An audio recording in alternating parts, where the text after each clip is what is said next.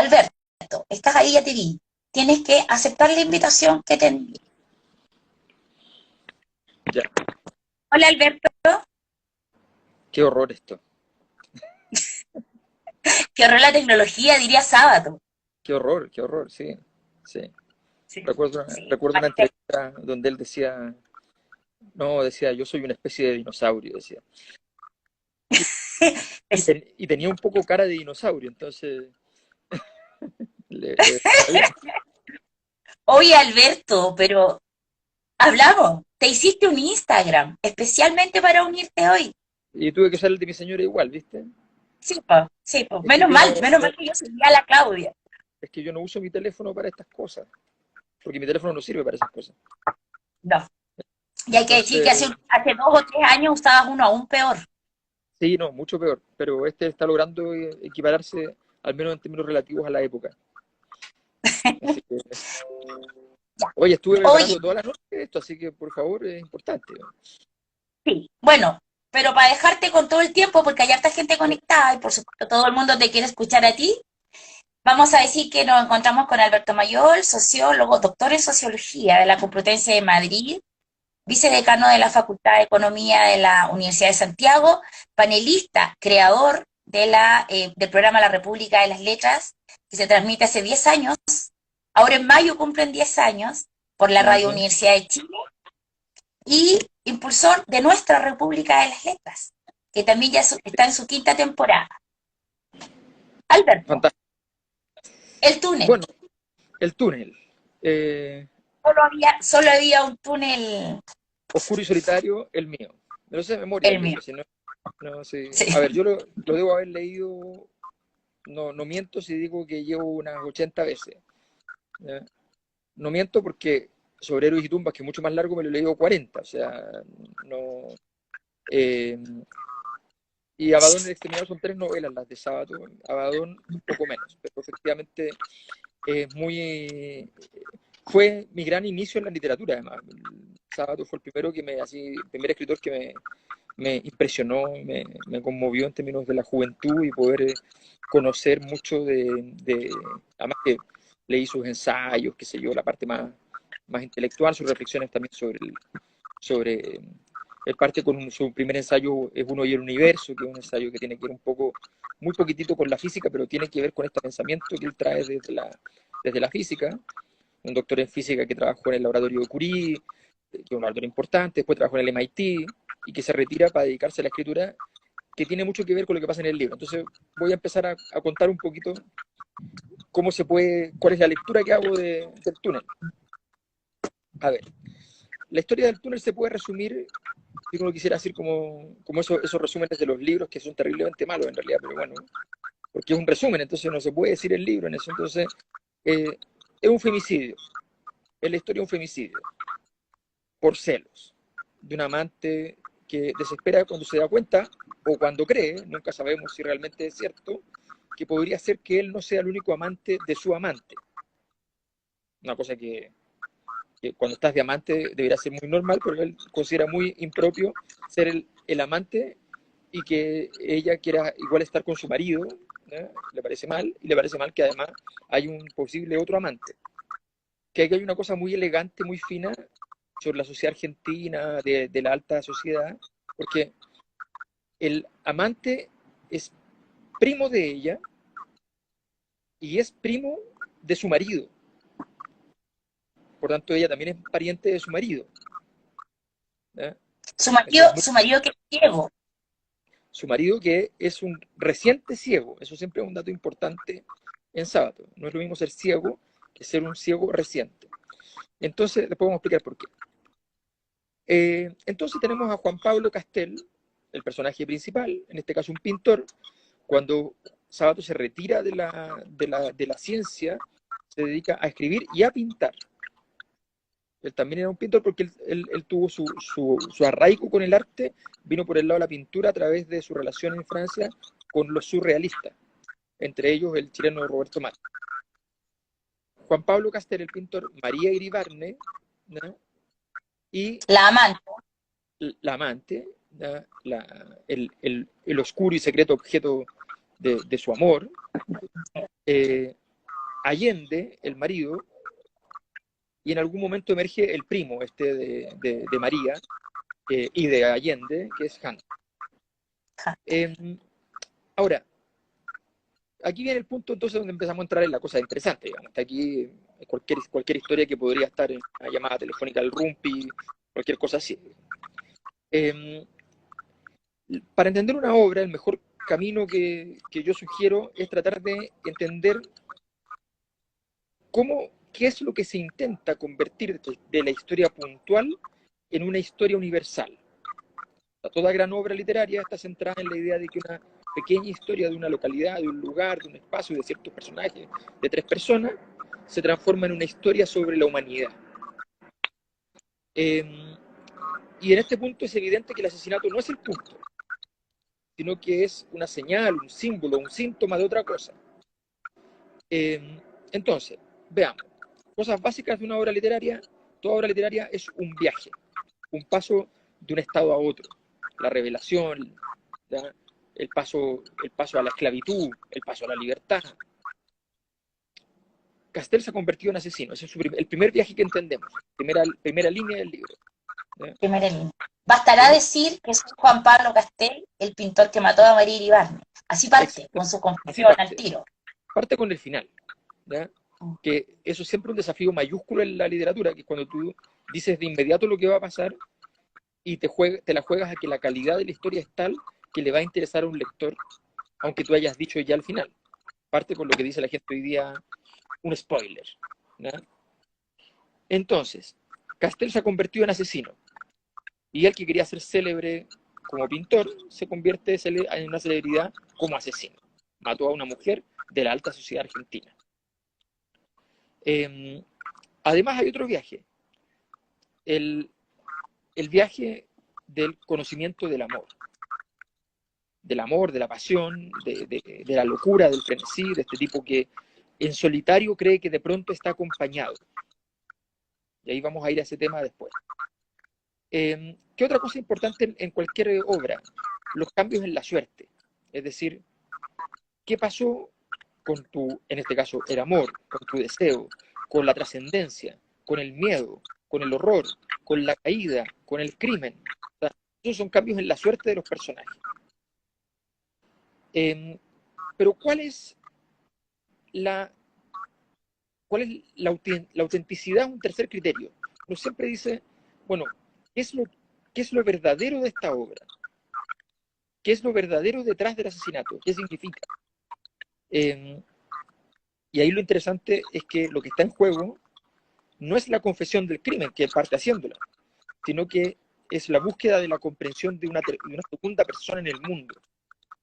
Que ahí viene el tono existencialista. Claro. Llenar este vacío. Llenar ese vacío y acompañar esta soledad.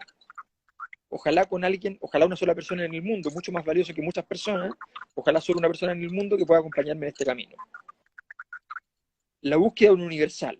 Esto es lo más difícil de toda obra y lo más difícil en esta obra en particular, porque el universal parece ser el amor. Podría ser también la búsqueda de la relación con la madre, o sea, él habla de un cuadro que se llama Maternidad, el cuadro central, y ella se llama María, que es la madre universal de nuestra cultura. También podría ser la búsqueda de los celos. Pero nuestra tesis es que se trata de la verdad revelada en las pequeñas cosas. Ese sería el universal que nosotros proponemos como el universal de Sartre, ¿no?, en esta obra.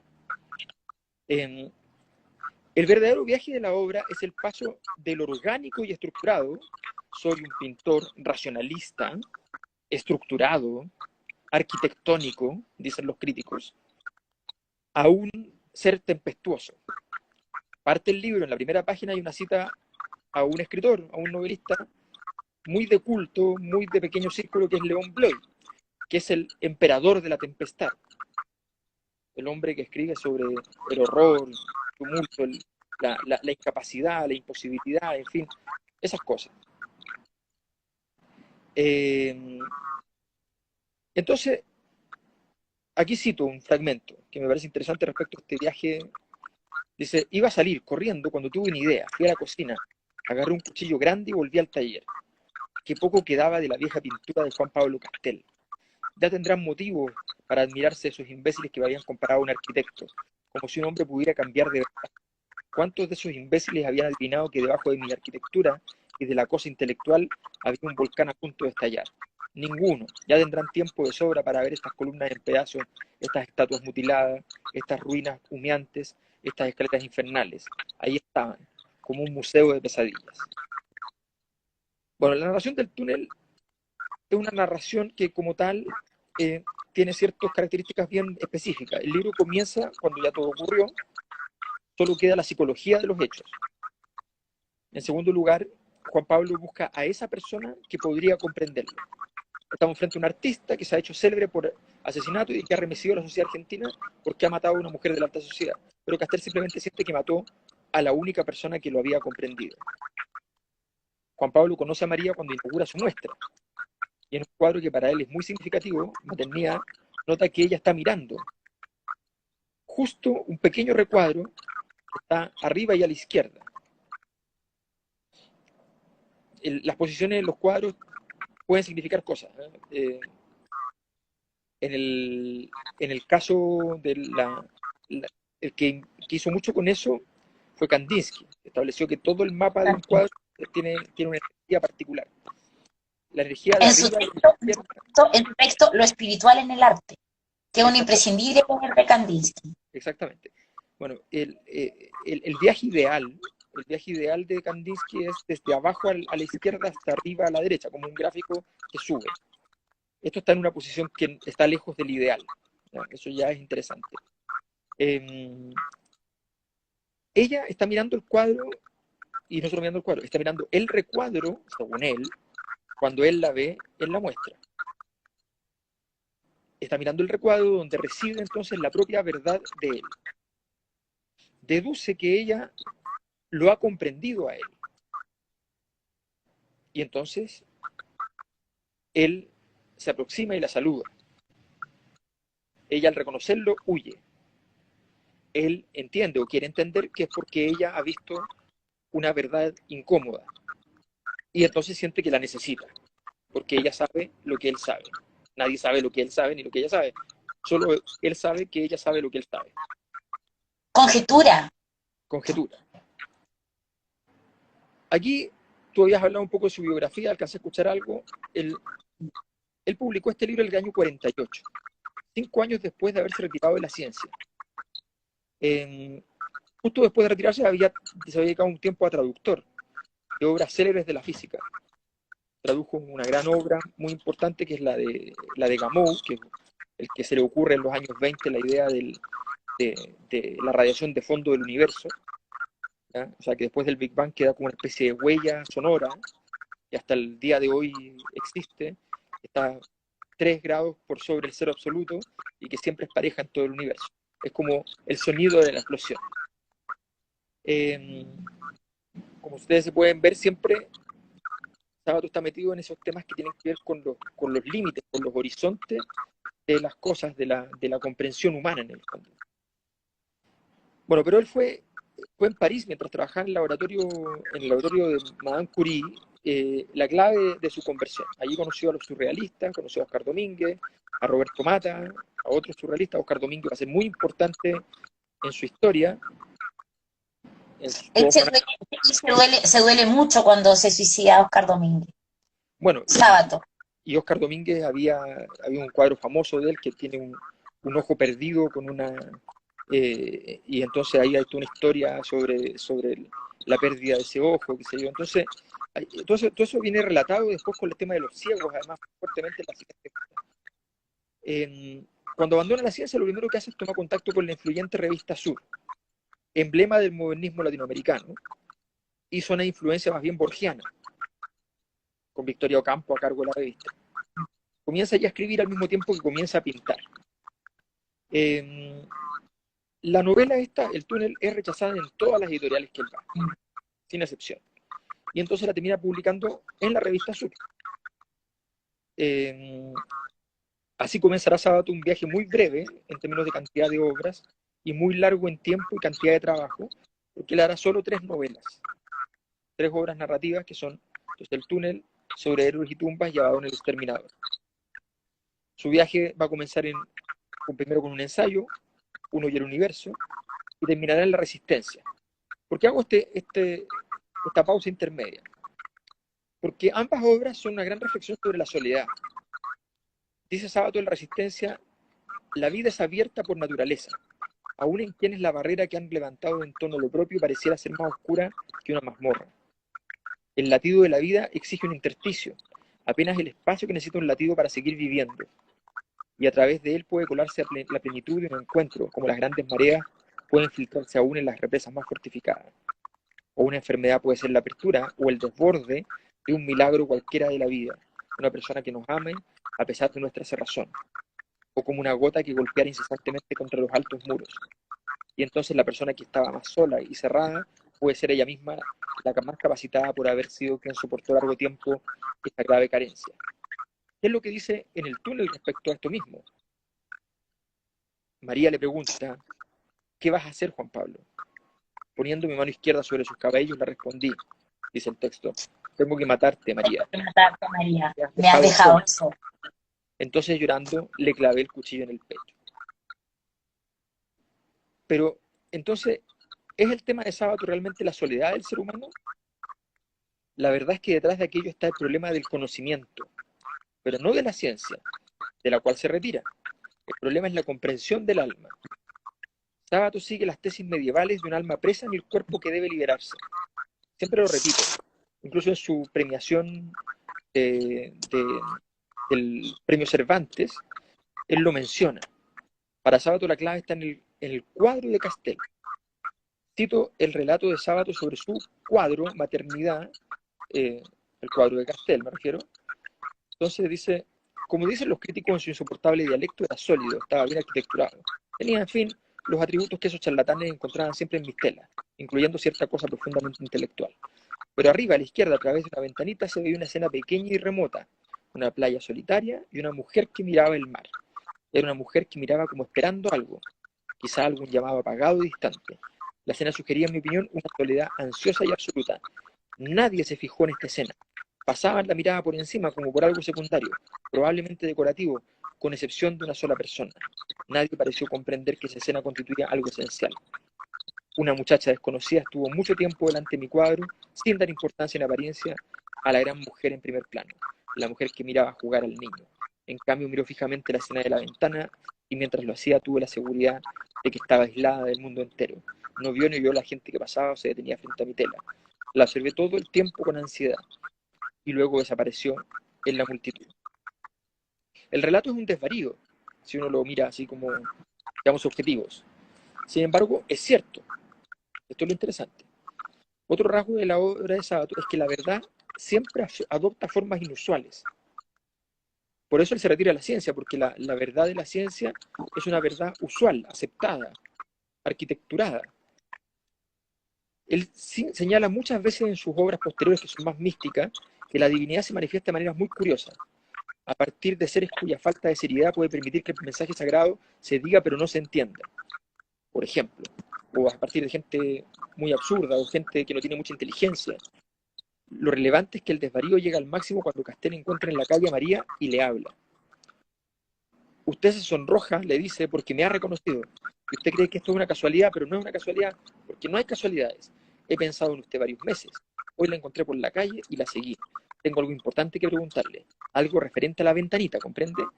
Ella estaba asustada. ¿La ventanita?, balbuceó. ¿Qué ventanita? Sentí que se me aflojaban las piernas. ¿Era posible que no la recordara? Entonces no le había dado la menor importancia. La había mirado por simple curiosidad. Me sentí grotesco y pensé vertiginosamente que todo lo que había pensado y hecho durante esos meses, incluyendo esta escena, era el colmo de la desproporción y del ridículo. Una de esas típicas construcciones imaginarias mías, tan presuntuosas como esas reconstrucciones de un dinosaurio realizadas a partir de una vértebra rota.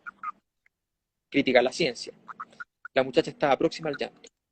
Pensé que el mundo se me venía abajo, sin que yo atinara nada tranquilo o eficaz. Me encontré diciendo algo que ahora me avergüenza. Veo que me he equivocado. Buenas tardes. Salí apresuradamente. Habría caminado una cuadra cuando oí detrás una voz que decía, Señor, señor. Era ella. Ella era mucho más joven que él. No sabemos cuánto, no sabemos la edad de él, pero sabemos la edad de ella, que tenía 38.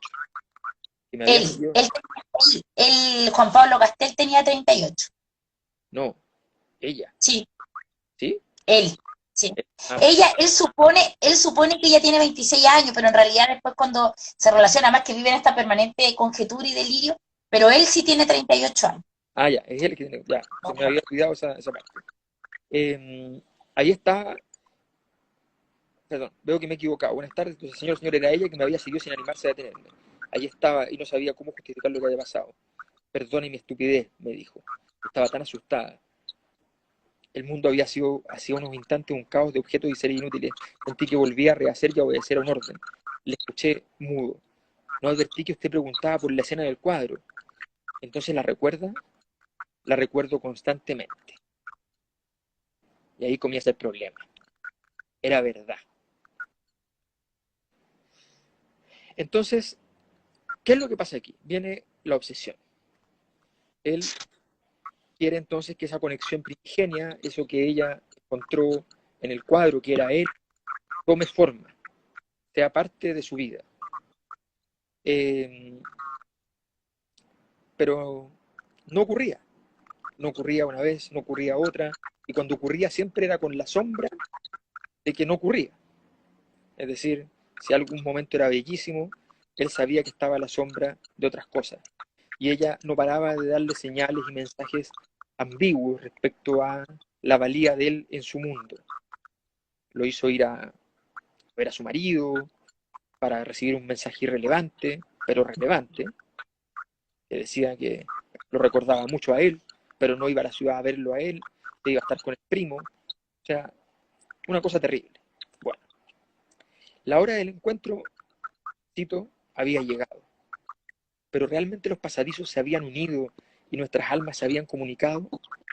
Qué estúpida ilusión mía había sido todo esto. No, los pasadizos seguían paralelos como antes, aunque ahora el muro que los separaba fuera como un muro de vidrio y yo pudiera ver a María como una figura silenciosa e intocable. No, ni siquiera ese muro era siempre así. A veces volvía a ser de piedra negra y entonces yo no sabía qué pasaba del otro lado, qué era de ella en esos intervalos anónimos, qué extraños sucesos acontecían.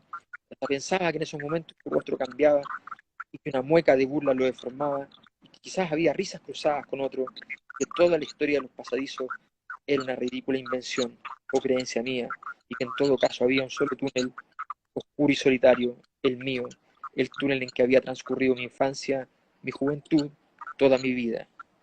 Y en uno de esos trozos transparentes del muro de piedra, yo había visto a esta muchacha y había creído ingenuamente que venía por otro túnel paralelo al mío, cuando en realidad pertenecía al ancho mundo, al mundo sin límites de los que no viven en túneles, y quizás se había acercado por curiosidad a una de mis extrañas ventanas y había entrevisto el espectáculo de mi insalvable soledad, o le había intrigado el lenguaje mudo, la clave de mi cuadro, y entonces mientras yo avanzaba siempre por mi pasadizo, ella vivía fuera su vida normal, la vida agitada que llevan esas gentes que viven afuera, esa vida curiosa y absurda, en que hay bailes y fiestas, y alegría, y frivolidad, y a veces, ese día que cuando yo pasaba frente a una de mis ventanas, ella estaba esperándome muda y ansiosa, pero ¿por qué esperándome y por qué muda y ansiosa?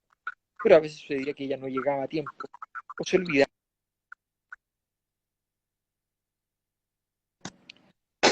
Entonces yo, con la cara apretada contra el muro de vidrio, la veía a lo lejos sonreír o bailar despreocupadamente, o lo que era peor, no la veía en absoluto, y la imaginaba en lugares inaccesibles y torpes, y entonces sentía que mi destino era infinitamente más solitario de lo que había jamás imaginado.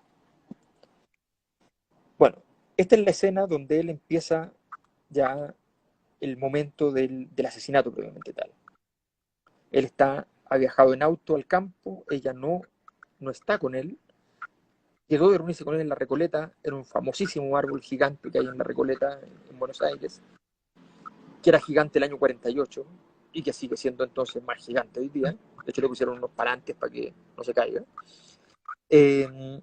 Y ella no llegó y lo plantó por enésima vez. Y él averiguó que ella estaba en el campo, se había ido a ver a su primo. Ah, Agarró un auto, se consiguió un auto y partió. Vigilé las luces del primer piso que todavía estaban completamente oscuras. Al poco tiempo vi que se encendía la luz del dormitorio central, el de Hunter.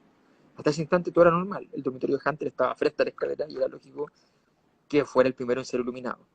Ahora debía encenderse la luz de la otra pieza, la de ella. Los segundos que podía emplear María en ir desde la escalera hasta la pieza estuvieron tumultuosamente marcados por los salvajes latidos de mi corazón. Pero la otra luz no se encendió.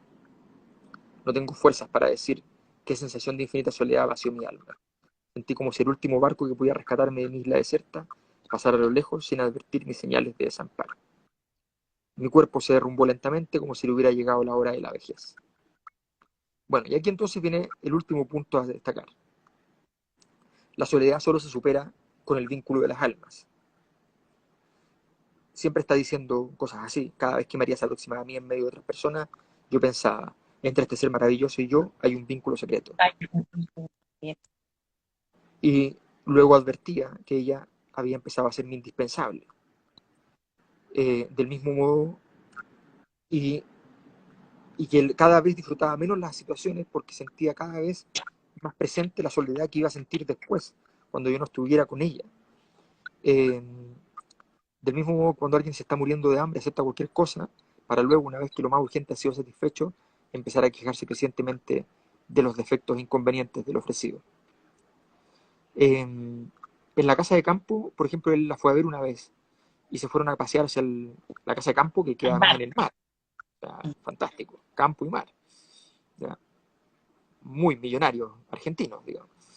A veces me parece como si esta escena, le dice ella, la hubiésemos vivido siempre juntos. Cuando vi a aquella mujer solitaria en la ventana, sentí que eras como yo y que también buscabas ciegamente algo. Entonces, le dice, desde aquel día pensé constantemente en vos. Te soñé muchas veces acá. Un día hasta pensé en buscarte y confesártelo, pero tuve miedo de equivocarme, como ya me había equivocado una vez respecto a su marido. Pero yo te ayudaba intensamente a encontrarme, te llamaba cada noche.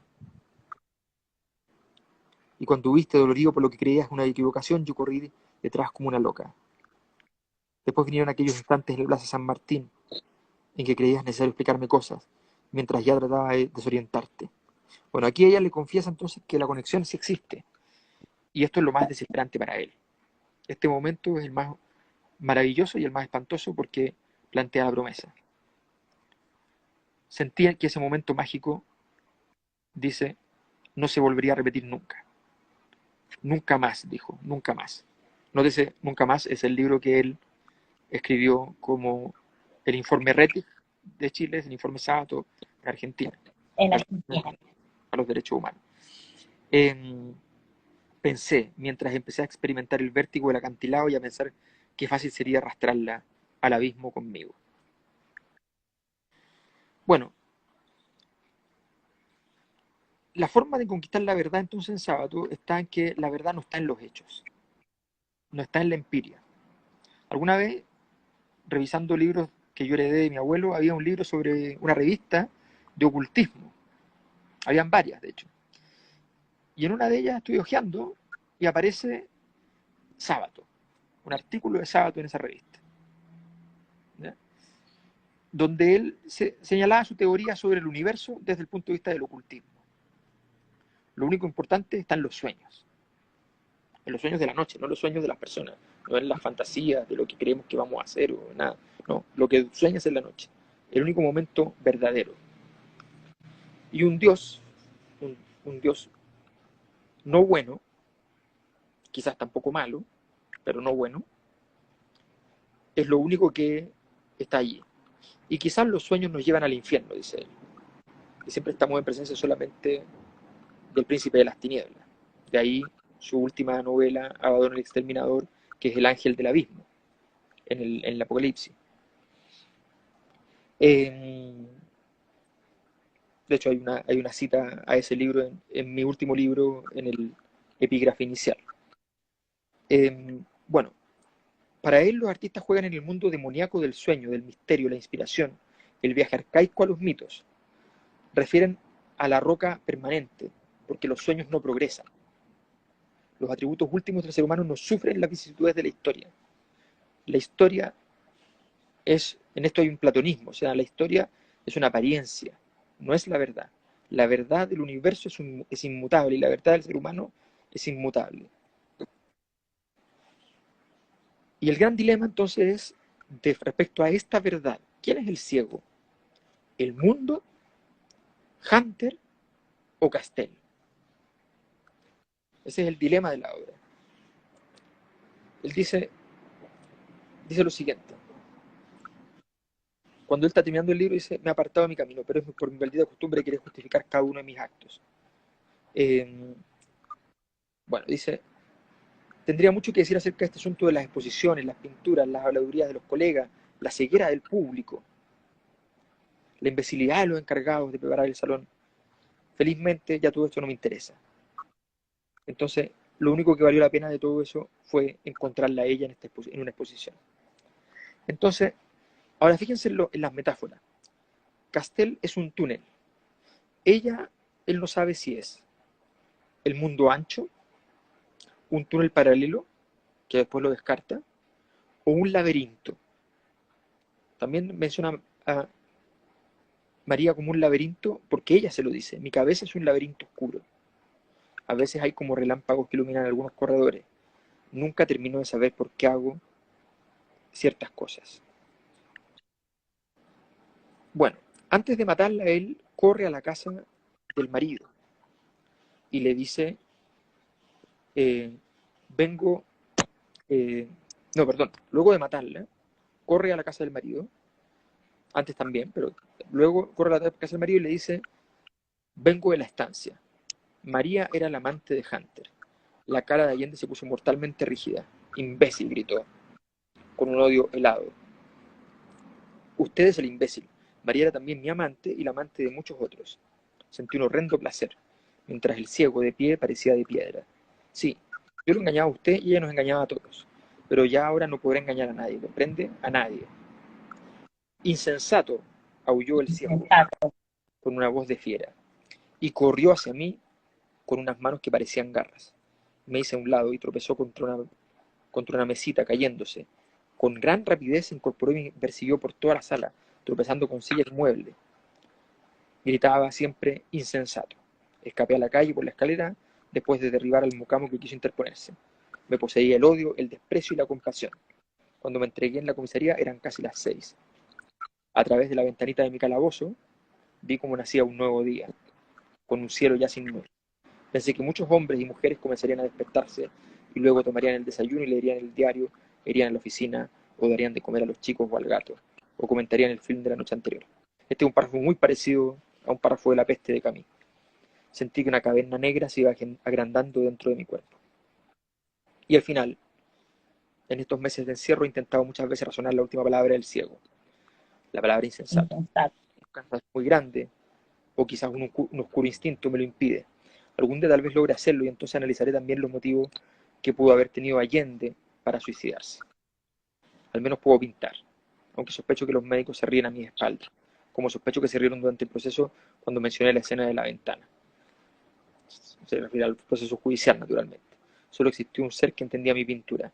Mientras tanto, estos cuadros deben de confirmarlos cada vez más en su estúpido punto de vista, el punto de vista de los críticos. Son buenos cuadros, bien arquitecturados. Y con ello, los muros de este infierno serán, así, cada día más herméticos. Bueno, este es el viaje. El viaje, él ya estaba lejos del mundo, se aproxima al mundo gracias a una conexión espiritual. Esa conexión espiritual no es sustantiva, no es verdadera, no es auténtica, se aleja más del mundo, mata, produce muerte y dolor a su alrededor, se mata el esposo de ella, él se va preso, ¿ya? Y queda más solo que nunca, en un hermetismo total de soledad.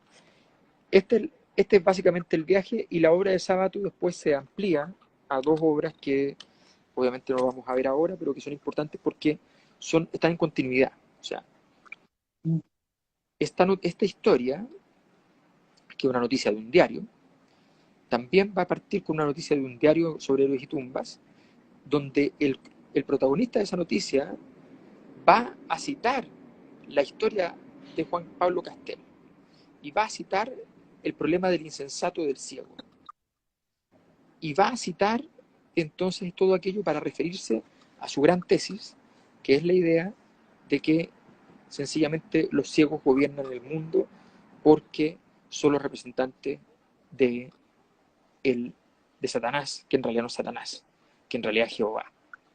Esto es una herejía famosa medieval, ¿eh? Esto no es nuevo, ¿ya? Eh, de los cátaros, de esos movimientos, ¿ya?, herejes, que eran lectores de la Biblia, que la interpretaban a su manera. Pues bien, y luego de Sobre Héroes y Tumbas, que tiene un alter ego, que es Fernando Vidal Olmos, que es él, nacido el mismo día de él siempre se inquietó porque él nació el día de San Juan, que es el día de los brujos, y además le pusieron el nombre de un hermano de él que había muerto y que todos querían mucho. Entonces él quedó, Era el hermano inmediatamente anterior a él. claro, Ernestito.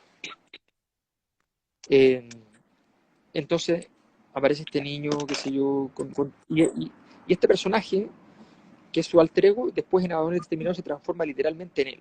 Él es personaje principal allí, y allí el viaje termina con un mundo bastante devastado desde el punto de vista de las almas humanas, apocalíptico en ese sentido, aun cuando es muy entretenido, o sea, es súper entretenido de leer porque está todo el escenobismo de la alta sociedad, en fin, está lleno de cosas interesantes.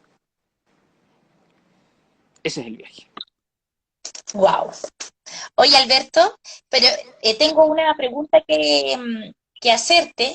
Yo sé que tú detestáis esto de analizar desde el punto de vista del género, pero ¿no te parece a ti que el personaje de la María Iribarne, que estaba es bastante como utilitario, bien como costilla del personaje este principal del pintor de Juan Pablo Castel, ¿no te da la idea de que esto en cuanto él, o sea, que no hay mucho de conjetura, porque nunca queda claro nada, siempre es como pincelada respecto de ella? Primero, él ve que esta joven nota algo en este cuadrito donde hay una mujer mirando el niño, ¿cierto? Una mujer frente al mar. Pero él supone, tampoco en la novela está dicho. Después esta mujer, él la sigue y ella entre que va y viene, pero ella parece como siempre deslizando. Yo encuentro que hay ella es misteriosa, pero no sé si evidentemente ella lo entiende. No, yo A creo, mí me da la idea de que ella juega con él nomás, ¿o no? ¿O tú crees que tiene más consistencia el personaje? lo que pasa es que bueno, fíjate que me acordé, me hiciste hacer un pequeño raconto de mi experiencia cuando di la prueba en el colegio del libro, porque me acordé que conversando, porque yo era el que le contaba los libros a los compañeros, entonces conversando con mis compañeros, qué sé yo, entonces me preguntan por este personaje, por la mujer, para poder entenderla mejor. Entonces yo les digo, mira, nosotros estamos viendo la visión de solamente un personaje en realidad. Esta novela en realidad no tiene.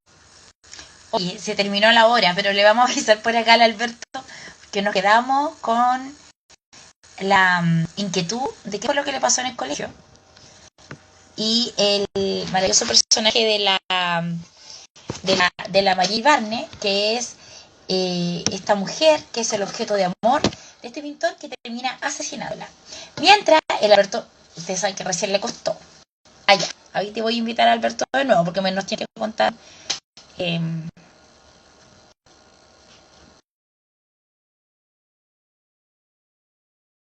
Tienes que volver a aceptar, Alberto.